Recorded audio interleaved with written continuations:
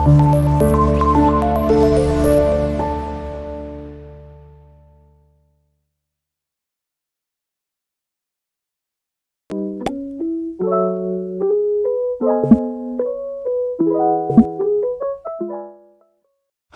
welcome to Dynamic Media.